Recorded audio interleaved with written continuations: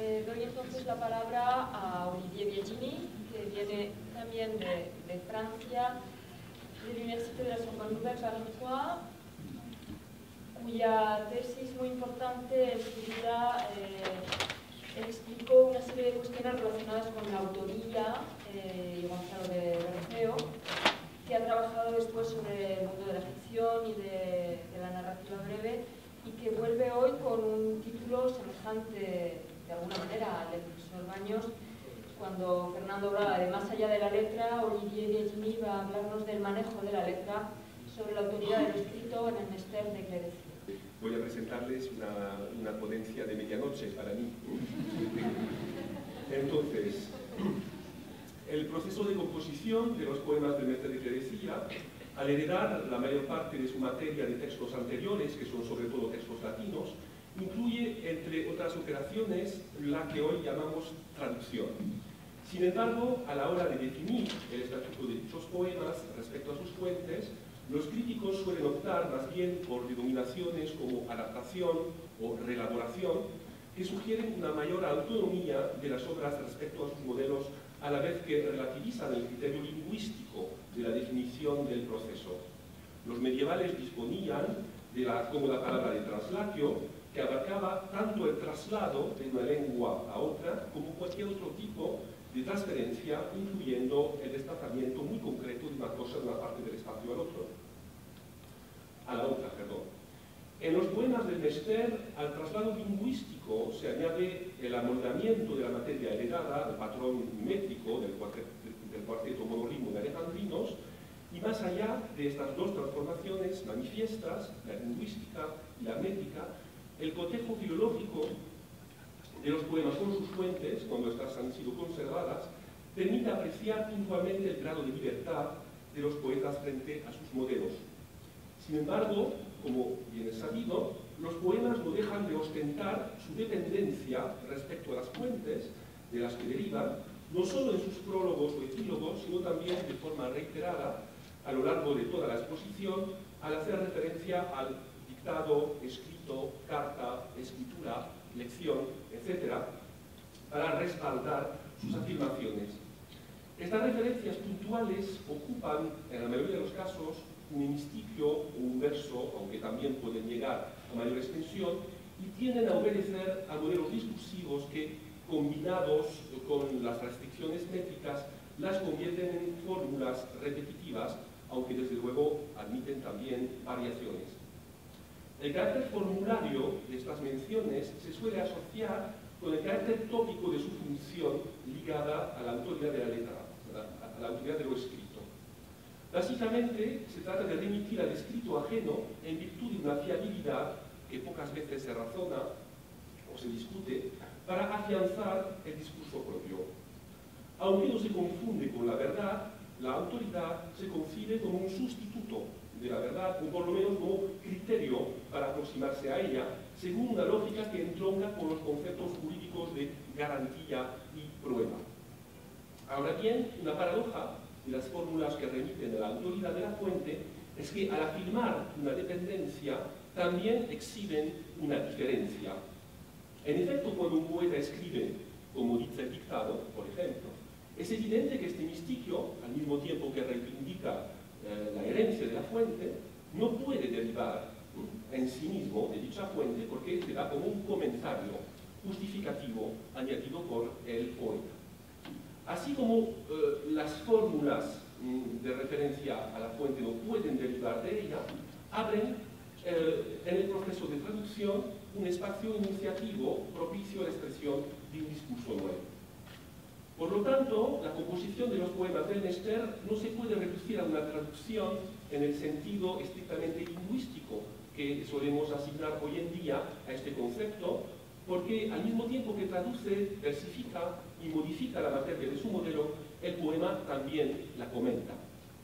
Afirmar su conformidad al modelo puede parecer un comentario muy pobre, casi tautológico, pero es un comentario sin embargo, que basta para que la traducción propia del Mester sea una traducción exegética.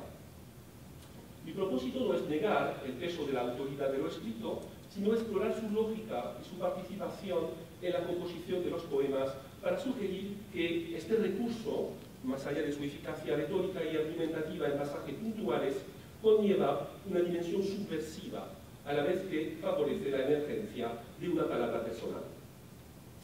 Analizaré dos ejemplos de este recurso en una perspectiva comparativa y luego tenía previsto una expansión, una ampliación de mis conclusiones, pero no podré hacerla, simplemente daré unas pautas muy rápidas para resumirlas.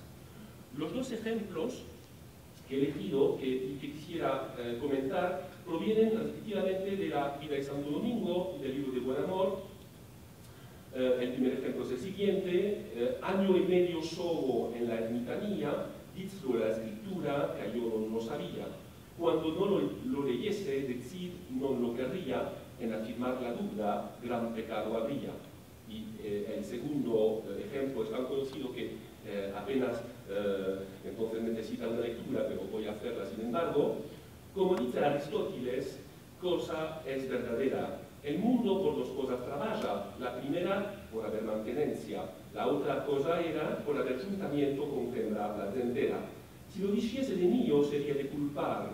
Dícelo gran filósofo, non so yo de reptar.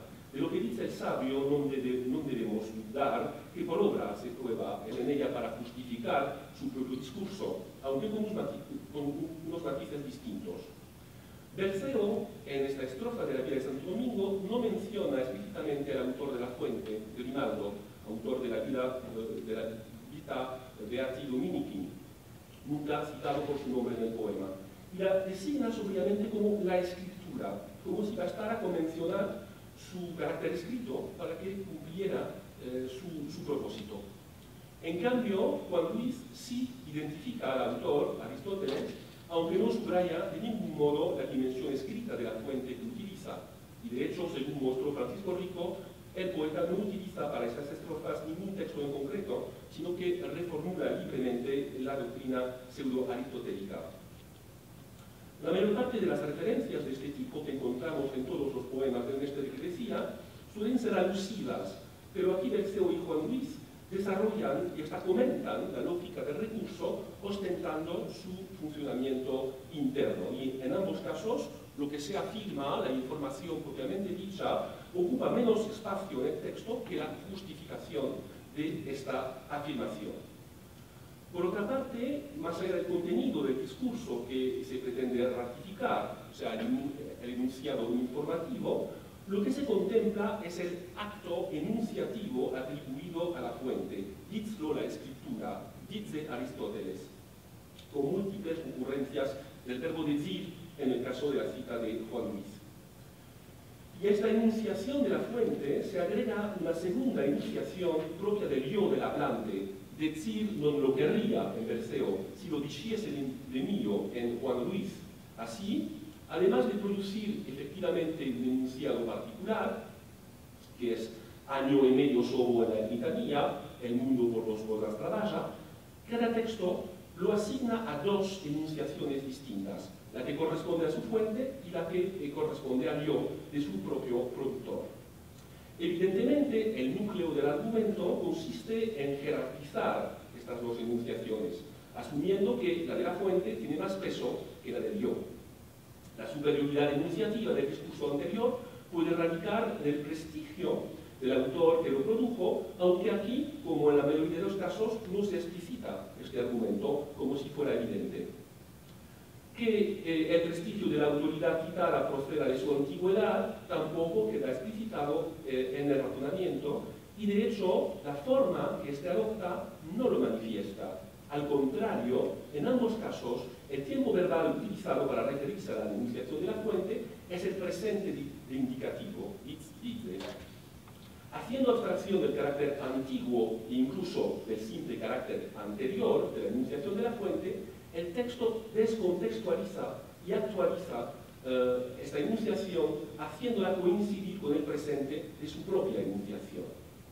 Ahora bien, en los versos dedicados a la justificación del argumento, es el decir propio del yo, el que parece perder su derecho al modo verbal indicativo. Decir non lo querría, condicional presente en Berceo, si lo dijese de niño, subjuntivo imperfecto en Juan Luis. En Berceo llega incluso a invertirse la relación cronológica entre la fuente y el poeta. Dicho la escritura que yo no lo sabía.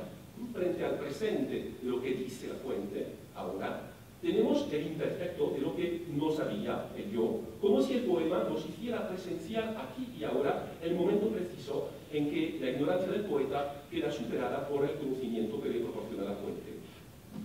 Si los dos poetas dan a entender que el discurso segundo que ellos producen queda supeditado al discurso primero de la fuente, son los modos verbales, más que los tiempos verbales, los que lo manifiestan en el texto.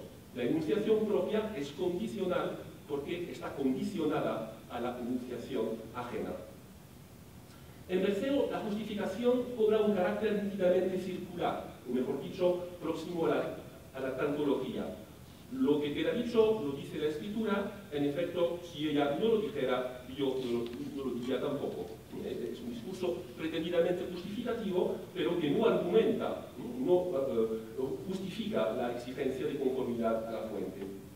La referencia a la autoridad descarta de antemano cualquier objeción, porque su validez se fundamenta en la enunciación y no en el contenido del enunciado. Mientras que un enunciado se puede refutar racionalmente, una enunciación que es un hecho y no un dicho es por definición irrebatible. Así funciona el argumento de autoridad, conlleva su propia validez, aunque esta autosuficiencia no impide que dé lugar a cualquier tipo de desarrollo retórico y argumentativo. En la práctica, suele constituir incluso un excelente desencadenante para todo tipo de argumentaciones. En estas argumentaciones suele servir de prueba el recurso a la autoridad, pero en cambio no necesita ser probado. O mejor dicho, la cuestión de su prueba resulta impertinente. Ahora bien, en el caso del libro de Buen Amor, en el último verso de la segunda estrofa citada, tenemos la sorpresa de constatar que el arcipreste resueltamente incurre en dicha impertinencia, que por obra se prueba el sabio en su fablar, dando a entender que la autoridad necesita la confirmación de la experiencia. Literalmente son tanto el discurso del sabio, su fablar, como su propia persona, los que están puestos a prueba. Esta lógica también se repite en el libro de Buen Amor, no lo voy a desarrollar, pero en el episodio del rey Alcaraz, el episodio sobre la astrología, vuelve a aparecer esta supeditación del argumento de autoridad a la prueba de la experiencia. De hecho, las estrofas 71 y 72 del libro de Buen Amor ofrecen una parodia del argumento de autoridad, lo que se deja plenamente apreciar al considerar el contexto argumentativo de todo el episodio, relacionado con el aristotelismo heterodoxo que ha estudiado Francisco Rico. La parodia no reside solo en el carácter sospechoso de la tesis defendida, que al fin y al cabo depende de un juicio de valor, sino en la propia explotación que el arcipreste hace de su argumento en el episodio. Socolor de defender una tesis filosófica, se trata por parte del locutor de escudarse detrás de la autoridad de Aristóteles para eximirse de la culpa de ceder reiteradamente a la lujuria. La torpeza y la mala fe del locutor que recurre a la autoridad de forma tan deturpada y trivial se manifiestan al mismo tiempo que la ironía del autor frente a su propio alter ego ficticio. La idea implícita sería que una afirmación sospechosa es admisible cuando la dice Aristóteles, mientras que no lo es cuando la asume un simple clérigo. En virtud de una conformidad entre las dos enunciaciones, el locutor queda a salvo de cualquier crítica. Esta idea de autoprotección estaba presente ya en la estrofa de Berceo, pero evidentemente desprovista de su carga socarrona e irónica. Para Berceo se trata de evitar un pecado. En afirmar la duda, gran pecado habría, que además de su significado propiamente literario, en consonancia con la acepción que esta palabra tiene desde la segunda estrofa del libro de Alexandre, también puede cobrar un sentido religioso, puesto que el que compone la biografía con un acto de piedad en honor del santo espera de él una intercesión que pueda contribuir a la salvación de su alma. Ahora bien, sin negar la diferencia de tonalidad entre estos dos recursos a la autoridad, el uno serio y el otro paródico, Me parece esencial recalcar que esta diferencia depende principalmente de los contextos respectivos de las dos citas y solo accesoriamente de su funcionamiento interno. En su forma, los dos artefactos argumentativos están construidos de modo muy similar. A mi entender, la parodia no consiste en la inversión de un modelo discursivo, sino más bien en su subversión. Y además, esta subversión no supone el paso de un modelo sano a un modelo perverso, por así decirlo. Creo más bien que la parodia consiste en la radicalización o la explotación a ultranza de unas tensiones ya constitutivas del modelo. En otras palabras, el recurso a la autoridad en los poemas de Berceo, pero también en las otras obras del Mester del siglo XIII, conlleva virtual o efectivamente una necesaria dosis de subversión respecto a la fuente citada. En el caso de esta cita de Berceo, la restitución del contexto de la estrofa lo muestra claramente. Estas son las dos estrofas anteriores. Cuntió gran negligencia a los que lo supieron, el hogar lo estilo que no lo escribieron, o creo por ventura que no lo entendieron, cuando se cambiaba siempre en de no lo dijeron. Doquier que el estilo en val o en poblado era por el su mérito el lugar más honrado, que por el ordine bono, como dice el tratado, y por el confesor es el lugar sagrado. Aquí encontramos otra mención a la fuente como autoridad en el verso 72c, como dice el dictado, pero se enmarca en un discurso abiertamente crítico. Los autores de la fuente manejada por el poeta no dicen en qué lugares anduvo el santo cuando se retiró al yermo, lo que puede deberse a un descuido de su parte o incluso una intención asumida.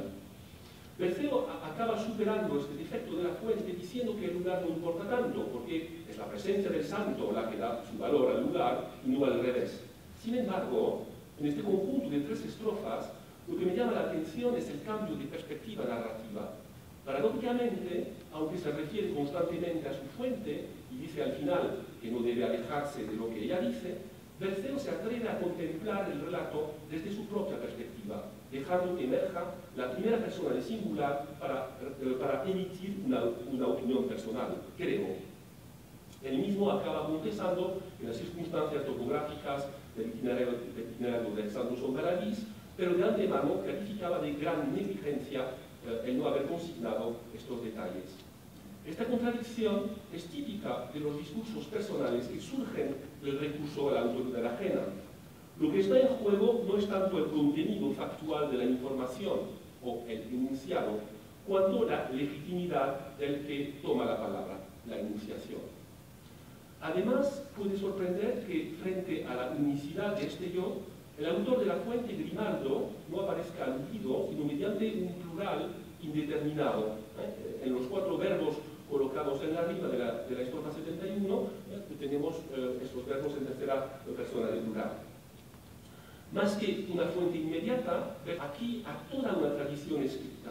No solo Berceo subraya una carencia en su fuente e intenta explicarla por un discurso asumido en primera persona, sino que este mismo proceso manifiesta que la fuente no es primordial. A imagen del propio Berceo se inspira en fuentes anteriores y por lo tanto solo tiene un valor relativo.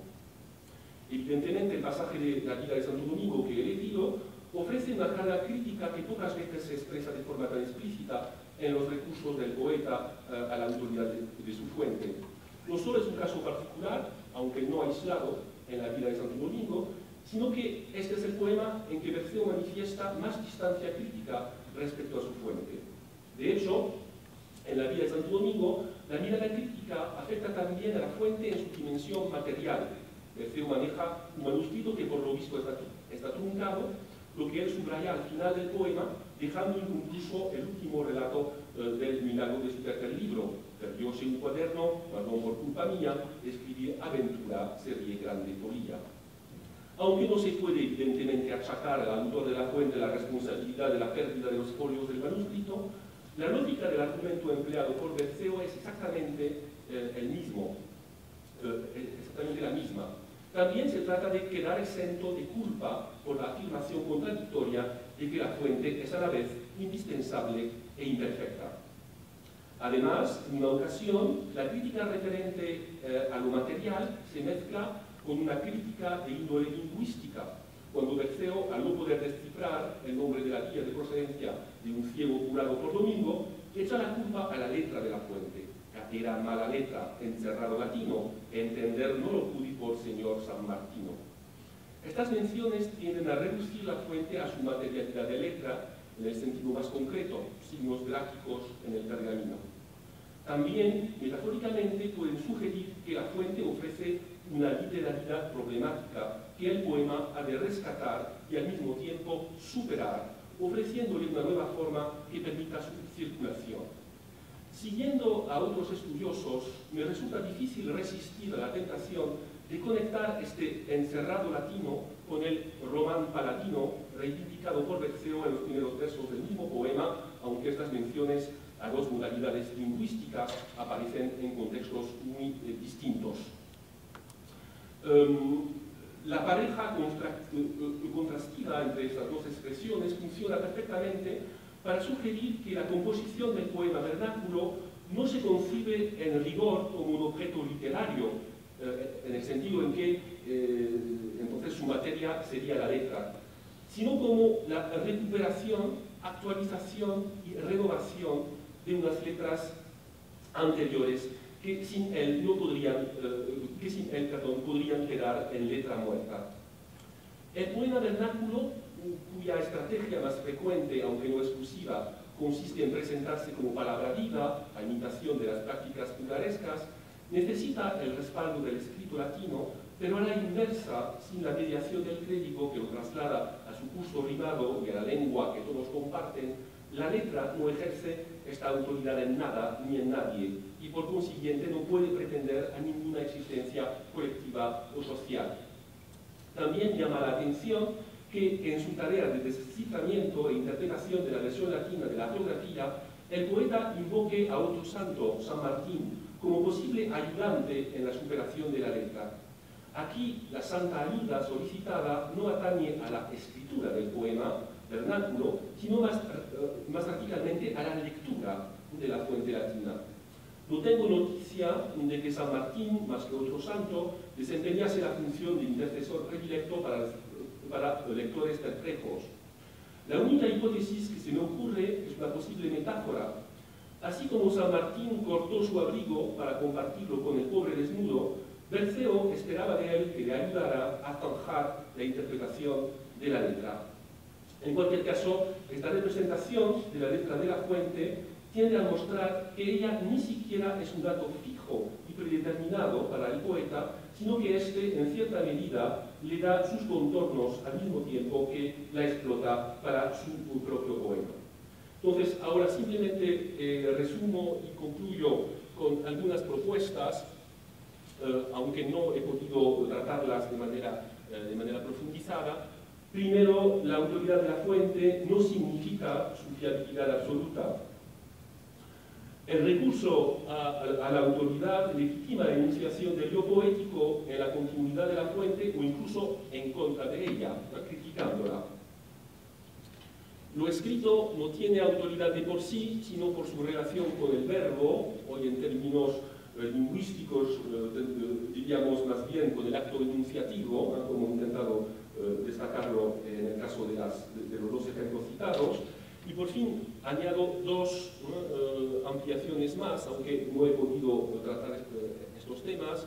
Los poemas narrativizan la autoridad de lo escrito y sus tensiones, plasman en la narración misma estas tensiones interpretativas que el propio poeta tiene que resolver. Y por fin, como interpretación y renovación de sus fuentes escritas, los poemas intentan definirse a partir de analogías con la exégesis sagrada, sea en una modalidad temática o también en cuanto a su método de escritura. Muchas gracias.